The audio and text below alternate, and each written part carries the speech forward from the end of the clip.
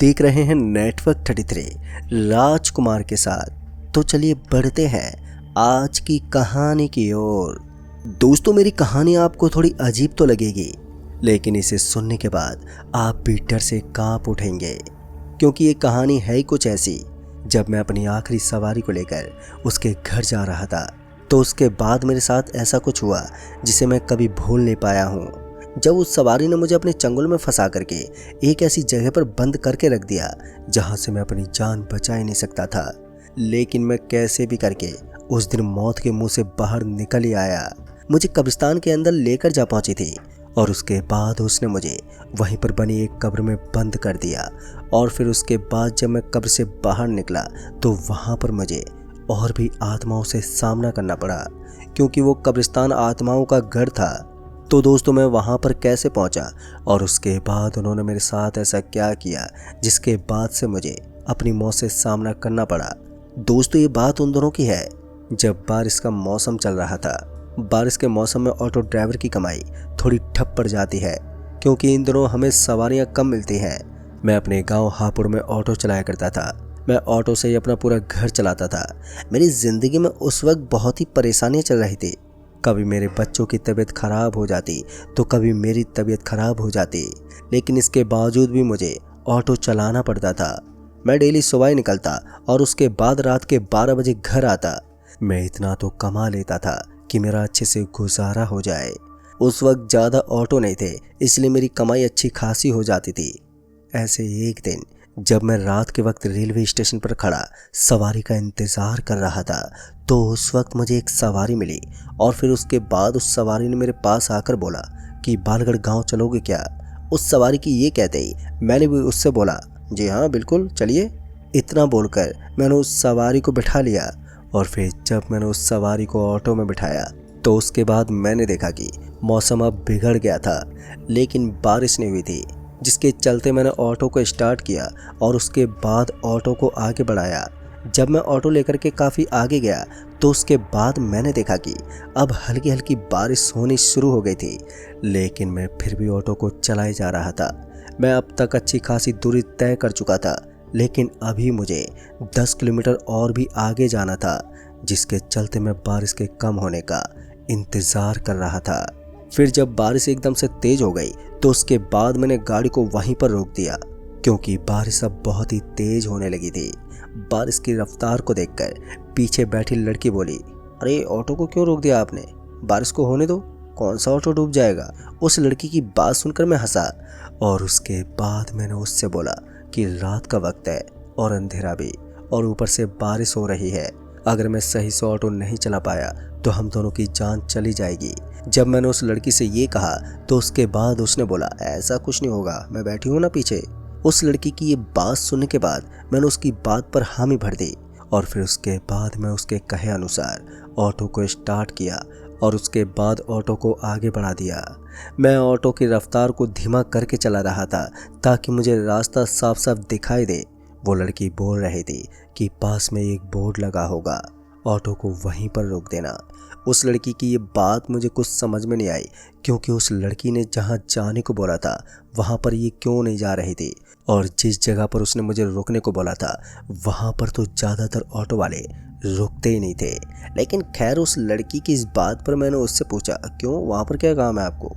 जब मैंने उससे ये बोला तो उसके बाद उसने कहा कि इससे तुम्हें कोई मतलब नहीं है, जितना तुमसे बोला है उतना करो। दोस्तों, उस लड़की का कहने का तरीका अब पता नहीं अचानक ही बदल गया था। मुझे पता नहीं क्यों एक अजीब सी बेचैनी होने लगी थी। मुझे ऐसा लग रहा था जैसा कि कुछ होने वाला है। मैं अभी ऑटो को ही चला रहा था कि तभी उस लड़की ने कहा, देखो वहाँ पर वो बोर्ड आ गया। उस बोर्ड को देखते मैंने बिना कुछ सोचे समझे ऑटो को वहीं पर रोक दिया। और फिर जब मैंने ऑटो को रोका तो उसके बाद जब मैंने पीछे देखा तो मैंने पाया कि वो लड़की ऑटो में थी नहीं। उस लड़की को ऑटो में ना पा करके जब मैंने ऑटो के बाहर देखा तो मैंने पाया कि वो लड़की सामने की ओर जा रही थी। उस लड़की को जाता हुआ देख मैंने उससे बोला, अरे ये तो बताओ कि कब तक आओगी। लेकिन उस लड़की ने कोई भी जवाब ही नहीं दिया, वो बस वहाँ पास की झाड़ियों में चली गई। मैं अभी बैठे उसके आने का इंतज़ार ही कर रहा था कि तभी मेरी नज़र उस लड़की के रखे सामान पर गई। फिर मैंने देखा कि उस लड़की के बैग से खून निकल रहा था। खून को देखकर तो मेरी सिट्टी बिट्टी ही गुल हो गई। मुझे समझ में नहीं आया कि बैग से खून कैसे निकल रहा है। मैं ऑटो से नीचे उतरा और उसके बाद जैसे ही मैंने उसके बैग में देखना चाहा कि तभी वो लड़की सामने से मुझे आती हुई दिखाई दी। उस लड़की को देखते मैंने फिर से उस बैग को नहीं छुआ, क्योंकि मेरा कोई हक नहीं बनता था कि मैं किसी का भी कोई सामान छूऊं। इसलिए मैं अपनी ड्राइविंग सीट पर फिर से जाकर बैठ गया। और फिर जब मैं अपनी सीट पर बैठा तो उसके बाद मैंने देखा कि उस लड़की के हाथ में एक और बैग था। वो उस बैग को लेकर आ रही थी। मैं उस वक्त समझ नहीं पा रहा था कि ये लड़की कर क्या रही है। अभी मैं यही सब सोच रहा था कि तभी वो लड़की ऑटो में आ गई। और उस लड़की के ऑटो में आते ही मैंने उससे बोला, मैम आपके बैग से ये खून क्यों निकल रहा है? फिर जब मैंने उससे ये कहा तो उसके आगे उसने बताया कि वो खून नहीं बल्कि जूस की बोतल है, शायद उसका ढक्कन खुल गया होगा। उस लड़की की ये बात सुनने के बाद मुझे लगा कि वो सही बोल रही है, क्योंकि मुझे भी वो ठीक से दिखाई नहीं दे रहा था। मैंने उसी वक्त ऑटो को स्टार्ट किया और उसके बाद मैं ऑटो को आगे बढ़ाने लगा। मैं अभी ऑटो को चला ही रहा था कि तभी मैंने उनसे पूछा कि ये दूसरा बैग आप कहाँ से लेकर आ गई? फिर जब मैंने उससे ये कहा तो उसने मुझको बोला, तुम्हें इससे कोई मतलब नहीं है। जब उस लड़की ने मुझसे ये कहा तो उसकी बात पर मुझे बुरा तो बहुत लगा, लेकिन फिर मुझे बाद में समझ आया कि मुझे बार बार इससे कुछ पूछना नहीं चाहिए। ये लड़की थोड़ी अलग है और अजीब भी है। अभी मैं यही सब सोच ही रहा था कि तभी उस लड़की ने कहा कि पास के मोड़ से दूसरे रास्ते पर ऑटो को मोड़ देना, क्योंकि उस रास्ते पर मुझे थोड़ा काम है। उस लड़की के बारे में और उसके काम के बारे में मेरे तो कुछ पल्ले ही नहीं पड़ रहा था। मुझे ऐसा लग रहा था जैसे कि मैंने गलत इंसान को बिठा लिया है। मैं अपने दिमाग में यही सब सोच ही रहा था कि तभी मैंने उस लड़की को बोला कि मैडम यहाँ पर रुकने के लिए पैसे लगेंगे। जब मैंने उस लड़की से ये बोला तो उसने कहा, तुम्हें जितने पैसे चाहिए मैं उतने पैसे दे दूंगी। उस लड़की की ये बात सुनकर मेरी खुशी का कोई ठिकाना नहीं रहा। मैं उसकी बात पर खुश तो बहुत हुआ, लेकिन अब समय बीतते जा रहा था। रात के लगभग 10:30 बज चुके थे और मुझे घर के लिए भी निकलना था, जिसके चलते मैं उस लड़की से कहने लगा कि मैम आपको यहाँ पर कितना समय लगेगा? मेरी इस बात पर उसने कहा, बस थोड़ा सा ही काम है। उसकी इस बात पर मैंने उससे पूछा कि और कहीं तो नहीं जाना है ना?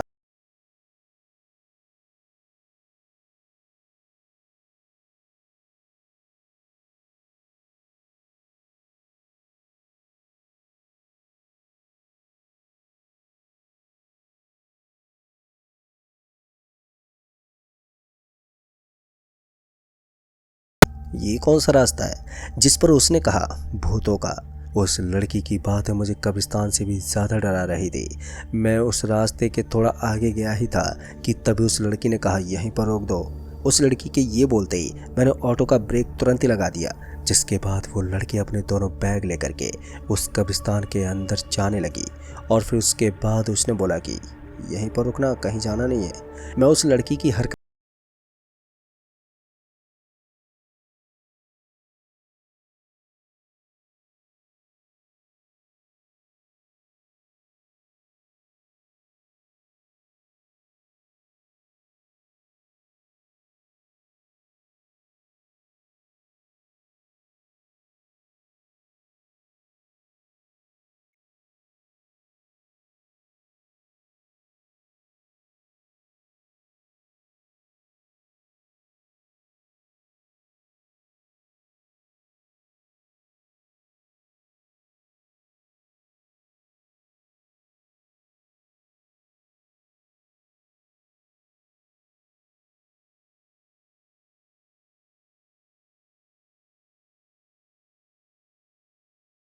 तो मुझे वो लड़की कब्रिस्तान में कहीं भी दिखाई नहीं दी। उस लड़की को ना देखकर मैं सीधा कब्रिस्तान के अंदर घुस गया। और फिर जब मैं कब्रिस्तान के अंदर घुसा तो उसके बाद मैं उस लड़की को आवाज़ लगाने लगा। मैं उस लड़की को आवाज़ लगा ही रहा था कि तभी मैंने देखा कि वहाँ पर पूरी तरह से सन्नाटा पसरा हुआ था।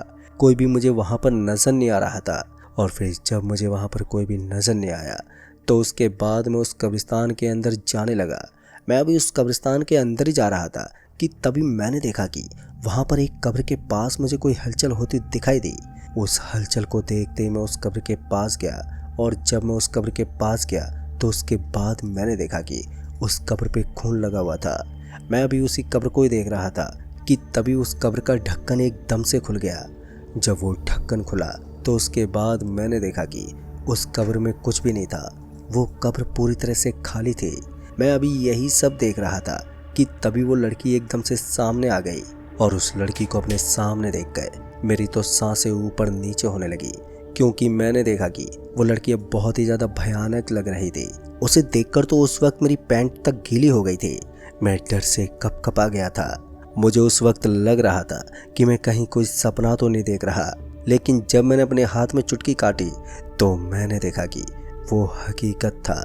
अब मेरे मुंह से कोई भी आवाज़ भी नहीं निकल रही थी। मैं अभी डरा सहमा उस लड़की के सामने ही खड़ा था कि तभी उस लड़की ने मुझे ज़ोर से मारा, जिसके बाद मैं वहीं पर बेहोश हो गया। और जब मैं बेहोश हुआ तो उसके बाद मुझे कुछ नहीं मालूम कि मेरे साथ उस वक्त क्या हुआ। लेकिन जब कुछ समय के बाद मेरी आँख खुली तो मैंने पाया कि मैं कब्र के अंदर ही था। अपने आप को कब्र में देखकर मेरे तो शरीर के रोंगटे ही खड़े हो गए थे। मैं समझ नहीं पा रहा था कि आखिर ये लड़की भूत कैसे बन गई। अभी मैं डरा सहमा वहीं पर खड़ा उसे ही देख रहा था कि तभी उस लड़की ने मुझे धक्का दे दिया और उसके बाद मैं उस कब्र में जाकर गिरा। जब मैं उस कब्र में गिरा तो उसके बाद मेरे सिर पर चोट लग गई। सिर पर चोट आते ही मैं उसी वक्त बेहोश हो गया। और फिर जब कुछ देर के बाद मेरी आँख खुली तो उसके बाद मैंने देखा कि मैं कब्र के अंदर था और उस कब्र में पूरा अंधेरा फैला हुआ था। दोस्तों, उस वक्त मैं बहुत ही ज़्यादा डरा हुआ था। अभी मैं डर की वजह से रो ही रहा था कि तभी मैंने देखा कि वो कब्र अपने आप ही खुल गई। और जब वो कब्र खुली तो उसके बाद मैं अपने सिर को पकड़ते हुए उस कब्र से बाहर निकला। जब मैं बाहर निकला तो उसके बाद मैंने देखा कि वहाँ पर पूरी तरह से सन्नाटा पसरा हुआ था। वहाँ पर इस कदर खामोशी थी कि मानो वहाँ पर कोई रहता ही ना हो। किसी कीड़े मकोड़े की आवाज़ें आ रही थी कि तभी एकदम से वहाँ पर बनी सारी कब्रें हिलने लगी। उन कब्रों को हिलता देख मेरी सांसें ऊपर नीचे होने लगी। मैं अभी डर की वजह से वहाँ से भागने की कोशिश ही करने वाला था कि तभी मेरे पैर एकदम से वहीं पर थम गए। मतलब कि मेरे पाँव उसी जगह पर जम गए। ना तो मैं हिल पा रहा था और ना ही डुल पा रहा था। मैं अपने आप को जिस हालत में देख रहा था तब मुझे समझ में आ रहा था कि मैं कहाँ पर फंस गया हूँ। अभी मैं इस नज़ारे को देख रहा था कि तभी मैंने देखा कि वहाँ पर एक बरगद का पेड़ भी मौजूद था। उस बरगद के पेड़ को देखते ही मुझे ऐसा लगने लगा जैसे कि वहाँ पर कोई बैठा हो। अभी मैं वहाँ पर देख ही रहा था कि तभी जो कब्रें हिल रही थी तो वो अचानक से खुलने लगी। उन कब्र को खुलता देख मेरी आँख फटी की फटी रह गई। आखिर ये ऐसा कैसे हो सकता है।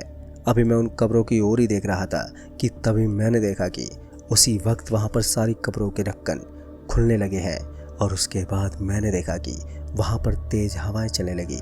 मैं उस वक्त थर-थर कांपे जा रहा था और चीखे चिल्लाए जा रहा था कि मुझे कोई बचा लो।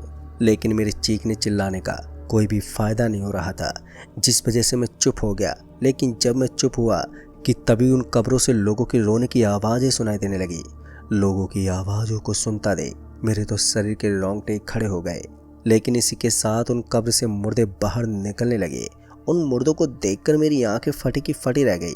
जब वो सभी मुर्दे मेरे करीब आने लगे तो उसके बाद मेरे शरीर के रोंगटे खड़े हो गए। मैं अब समझ ही नहीं पा रहा था कि मैं अब करूँ तो करूँ क्या। मैं उस वक्त बहुत ही बड़ी मुसीबत में फंस गया था। मैं उन लोगों के बीच अभी फंसाया हुआ था कि तभी एकदम से तेज आवाज़ आई और उस आवाज़ को सुनते मेरे तो होश उड़ गए। दरअसल मैंने देखा कि वहाँ पर पेड़ के नीचे वही लड़की बैठी हुई थी। उस लड़की को देखते मैंने उससे बोला, कौन हो तुम और तुम मुझसे क्या चाहती हो। जब मैंने उससे ये कहा तो उसके बाद उसने मुझसे कुछ नहीं बोला। वो सीधा चुपचाप वहीं पर बैठी मुझे घूरे जा रही थी। उसका घूरना मेरे डर को और भी बढ़ाया जा रहा था। मैं उसके बाद भगवान से दुआ कर रहा था कि हे भगवान, मुझे कैसी भी करके इन लोगों से बचा लो। अभी मैं भगवान से इसी चीज़ की दुआई कर रहा था कि तभी एकदम से वहाँ पर बारिश होनी बंद हो गई। दोस्तों, उस वक्त मैं पूरा भीग गया था और वो मुर्दे मुझे मारने की कोशिश करने वाले थे कि तभी वो लड़की वहाँ पर खड़ी हो गई। और उस लड़की के पीछे जब मैंने देखा तो उसे देखकर तो मेरे होश उड़ गए। उस लड़की के पीछे एक औरत खड़ी हुई थी। अभी मैं उन दोनों को ही देख रहा था कि तभी मैंने देखा कि वो दोनों अब सामने आ गए हैं। उन दोनों को देखकर मेरी तो सिट्टी बिट्टी ही गुल हो गई। मैं अभी डरा से मैं वहीं पर खड़ा ही था कि तभी बाहर से किसी के हॉर्न की आवाज़ सुनाई दी। जब मैंने कब्रिस्तान के बाहर देखा तो उसके बाद मैंने देखा कि बाहर बाइक पर खड़ा मुझे एक आदमी कहे जा रहा था कि भाई साहब, आप अंदर क्यों खड़े हो। जब उसने मुझसे ये बोला तो उसके बाद मेरी जान में जान आई। और फिर जब मैंने अपने आसपास देखा तो उसके बाद मैंने देखा कि वहाँ पर अब कोई भी नहीं था। वहाँ पर सब नॉर्मल हो चुका था। ना तो मुझे वहाँ पर वो दोनों दिख रहे थे और ना ही वो मुर्दे। मैं उसी वक्त उस कब्रिस्तान से निकला और उसके बाद जब मैं उस बाइक वाले के पास गया तो उसने बोला कि पहले ऑटो को निकालो वहाँ से। और फिर मैंने ऑटो को स्टार्ट किया और ऑटो को काफ़ी दूर ले आया। जब वो बाइक वाला मेरे पास आया तो उसने कहा आप वहाँ पर कैसे फंस गए, जिस पर मैंने उसे सारी बात बताई। तो मेरी बात सुनने के बाद उसने कहा कि वो लड़की इंसान नहीं है बल्कि भूत है। उसके चक्कर में जो कोई भी आता है वो मारा जाता है। अगर मैं सही वक्त पर तुम्हें दिखाई नहीं देता तो शायद तुम मारे जाते। मैंने उस आदमी को धन्यवाद दिया और उसके बाद मैं अपने घर पहुंचा। लेकिन दोस्तों रात के वक्त मैंने ऑटो चलाना ही बंद कर दिया। तो दोस्तों इस कहानी में बस इतना ही। कहानी आपको पसंद आई हो तो वीडियो को लाइक शेयर कमेंट ज़रूर कर दें। तो मैं आपका दोस्त राजकुमार जल्द ही मिलूँगा ऐसी एक और डरावनी भूतिया कहानी के साथ। तब तक के लिए बाय एंड टेक केयर।